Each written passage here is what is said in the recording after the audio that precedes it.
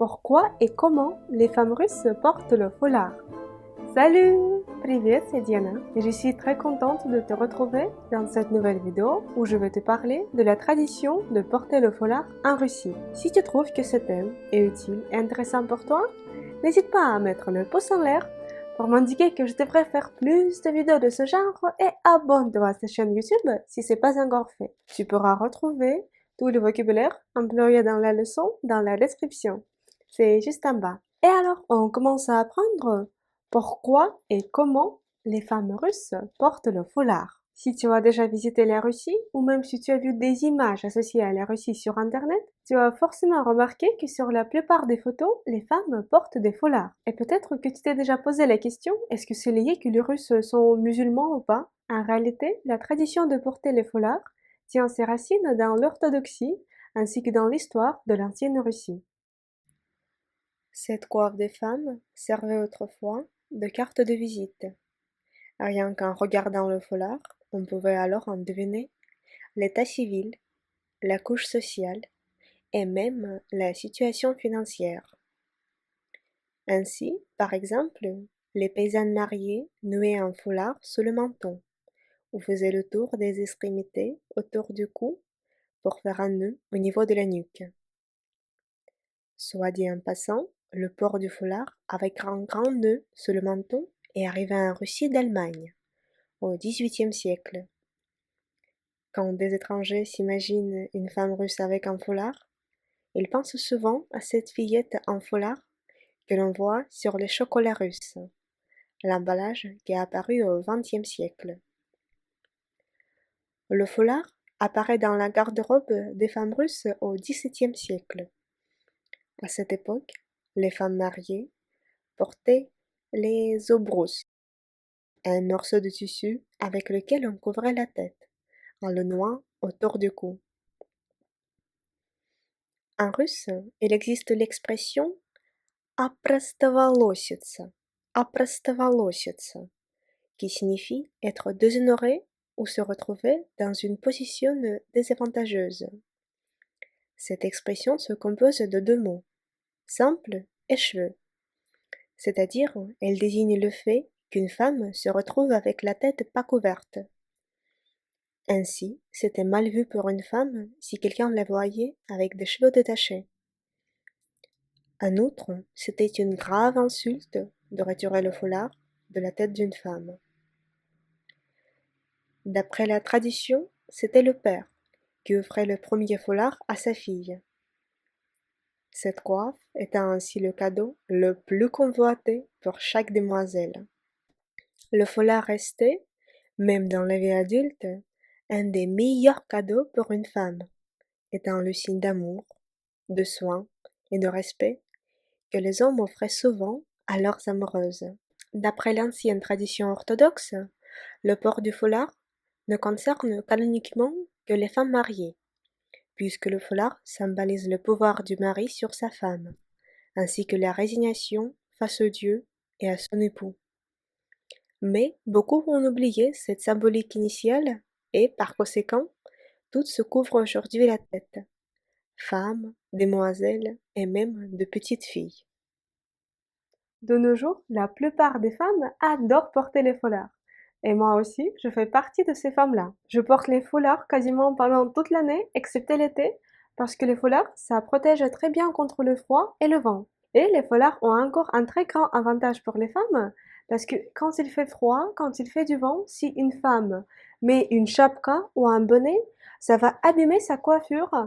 Mais si on sait bien nouer le foulard, la coiffure reste intacte même après plusieurs heures du port d'un foulard. Comme je te l'ai promis, je vais te montrer maintenant comment nous, les femmes russes, nous mettons les foulards. Et je vais le faire avec ce joli foulard que je portais sur mes épaules. Premièrement, on prend un carré, parce que normalement les foulards, ils sont un carré, comme ça. On prend un foulard en entier. Ensuite, il est très important de plier le foulard. Voilà, je l'ai plié et j'ai fait un triangle. Maintenant, je prends le foulard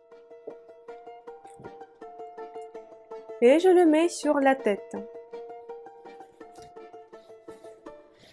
Je prends les deux extrémités et comme tu t'en souviens de la première partie de la vidéo, il y a deux façons de nouer le foulard. La première façon, c'est de le nouer sous le menton en faisant un nœud. Je fais un nœud et je noue le foulard. Voilà, ça c'est la première façon de nouer un foulard. On le noue sous le menton en faisant un petit nœud comme ça. Voilà, on a noué notre foulard russe et comme tu peux le voir, ça fait très stylé et ça donne de l'élégance.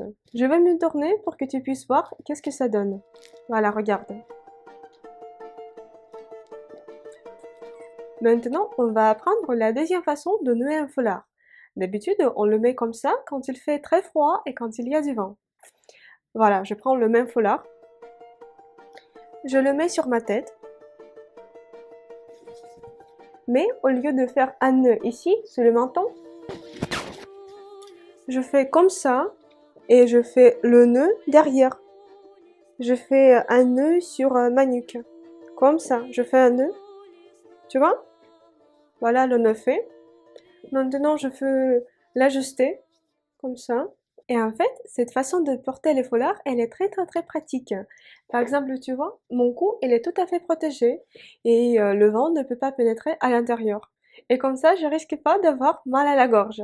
Les foulards ont un avantage incontournable devant les chapkas et les bonnets pour les femmes, parce qu'ils n'abîment pas la coiffure.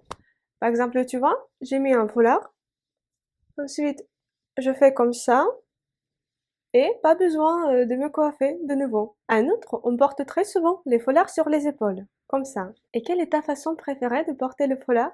Écris-le s'il te plaît dans les commentaires. Pour anticiper un peu les choses, je sais que certains d'entre vous aimeraient me poser la question sur le foulard que j'ai utilisé pour faire cette vidéo. Et alors, je vais le faire tout de suite. Il s'agit d'un dessin traditionnel russe. Il y a deux hommes à cheval. Et il y a aussi des motifs traditionnels, folkloriques. Ce foulard est fait par la marque qui s'appelle Moscovite. J'ai découvert ce producteur des foulards traditionnels russes sur internet et je me suis dit que je voulais absolument avoir un foulard comme ça. Dans leur boutique, il y a plusieurs foulards. Tu peux y jeter un coup d'œil parce que j'ai laissé le lien dans la description de la vidéo. Ils font des livraisons partout en Europe. Et si tu aimerais avoir un foulard comme ça ou un autre avec des dessins traditionnels russes, tu pourrais l'acheter avec 20% de réduction en faisant entrer lors de la commande le code promotionnel Diana. J'ai laissé les liens vers la boutique en ligne ainsi que vers les réseaux sociaux de la marque Moscovite dans la description de la vidéo, c'est juste en bas. J'espère que tu as aimé cette leçon. N'hésite pas à mettre le pouce en l'air si tu l'as trouvée intéressante et utile. Et j'espère te retrouver très bientôt dans une prochaine leçon de russe. Et pour l'instant, je te dis пока. Salut.